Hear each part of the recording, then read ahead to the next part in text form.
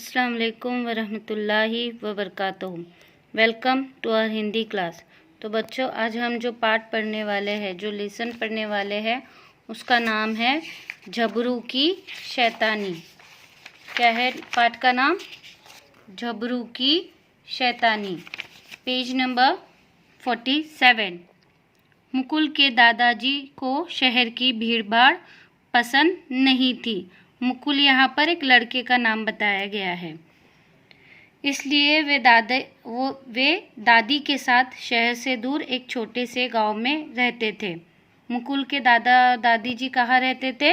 एक छोटे से गांव में रहते थे। क्यों? क्योंकि उन्हें शहर की भीड़भाड़ पसंद नहीं थी। मुकुल के पापा शहर की एक बड़ी कंपनी में मैनेजर थे। मुकुल के पापा क्या थे? एक कंपनी में मैनेजर थे, इसलिए वे शहर में ही रहते थे। मुकुल की एक छोटी बहन भी थी जिसका नाम था रितु। मुकुल की एक छोटी बहन था जिसका नाम क्या था? रितु। रितु जल्दी से किसी से दोस्ती नहीं करती थी। उसे अकेले ही रहना पसंद था। मौका मिलते ही वे दोनों दादी के पास गांव में रहने पहुंच जाते थे। उन्हें जब भी मौका मिलता, जब भी छुट्टी मिलती, तो वो दादा दादी के पास रहने के लिए चले जाते, क्योंकि उन्हें वहाँ पर बहुत मज़ा आता था। इस बार भी वे गर्मी की छुट्टियों में गांव जा पहुँचे। गर्मी की छुट्टियाँ यानी जब आपको मई की छुट्टियाँ मिलती है ना, उसे कहते हैं गर्मी की छुट्टियाँ। तो गर्मियों की छुट्टी में वो कहाँ गए? गाँव गए। पापा का ड्राइवर दोनों को गाँव छोड़ आया था। मुकुल व रितु को देखते ही दादी बोली, आ गए मेरे प्यारे बच्चों, तुम कैसे हो?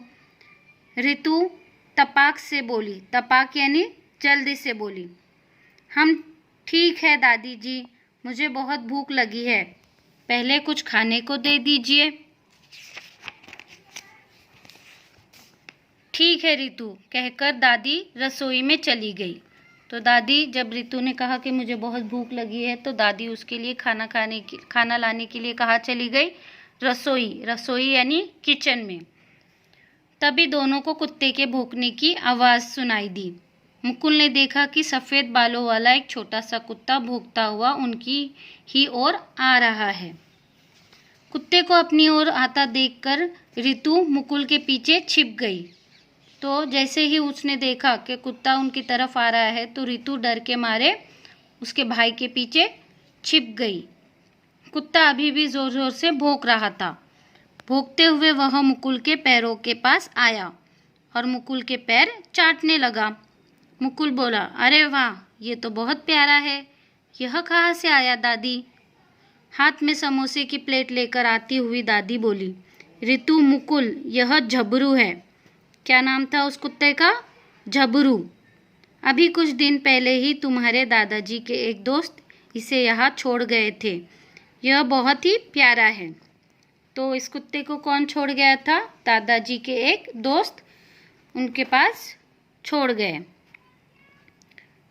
रितु मुकुल के पीछे से झांकते हुए बोली, प्यारा, देखो भौंक भौंक कर कैसे भैया के पैरों को चाट रहा है। तो रितु क्या बोली? देखो कैसे भूखते हुए मेरे भैया के पैरों को चाट रहा है। उसे झबरू बिल्कुल अच्छा नहीं लगा। रितु को वो कुत्ता बिल्कुल भी पसंद नहीं आया। रितु व मुकुल को अब कुछ दिन हो गए थे। रितु अभी तक झबरू को पसंद नहीं करती थी। अब उन्हें वहाँ पर दादा दादी जी के साथ रहते हुए बहुत टाइम हो गया था, बहुत समय हो गया था। इसके बाद भी रितु को वो झबरू पसंद नहीं आने लगा।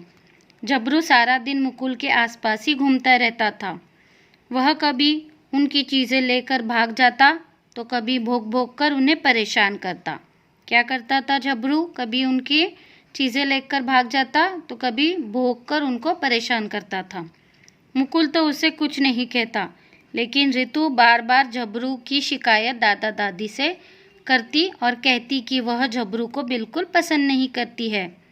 वे झबरू को डांट देते, लेकिन झबरू था कि वह रितु के आगे पीछे ही घूमता रहता। रितु को झबरू बिल्कुल पसंद नहीं था। वो हमेशा उसकी शिकायत किससे करती थी? दादा दादी से करती थी और दादा दादी झबरू को डांट भी देते, पर झबरू को ऋतु बहुत पसंद थी। वो उसके आगे पीछे ही घूमना पसंद करता था। एक दिन सवेरे दादाजी बरामदे में बैठे अखबार पढ़ रहे थे। तभी उनसे मिलने उनका एक मित्र आया। दोनों आपस में बातें कर रहे थे। ऋतु भी पास ही बैठी अपनी गुड़िया से खेल रही थी। तभी भोगते भोगते झबरू भी बरामदे में आ गया। बरामदा यानी आप लोगों की जैसी गैलरी होती है या घर के सामने कोई आंगन होता है, उसे कहते हैं बरामदा। वह ऋतु के आसपास चक्कर काटने लगा। ऋतु ने कई बार झबरू को कहा, झबरू तुम यहाँ से जाओ, मुझे खेलने दो। लेकिन झबरू लगातार भौंके ही जा रहा था। क्या कहा ऋतु ने झबरू से कि अब तुम यहाँ से जाओ, मुझे खेलने दो। इसके बावजूद भी झबरू नहीं गया और ऋतु के पास ही रहा। दादी जी से शिकायत करते हुए ऋतु बोली, देखिए ना दादाजी, झबरू मुझे कितना परेशान कर रहा है, वह चुप ही नहीं हो रहा है। दादाजी ने भी कई बार झबरू को चुप कराने की कोशिश की, लेकिन वह चुप नहीं हुआ। दादाजी ने भी उसे चुप कराने की कोशिश की, लेकिन वो चुप नहीं हुआ। ऋतु ने फिर से दादाजी से शिकायत की। इस बार दादाजी ने गुस्से से अपने पास पड़ी छड़ी झबरू को दे मारी। जब उसने दादाजी की भी बात नहीं सुनी तो दादाजी ने छड़ी से झबरू को मारा।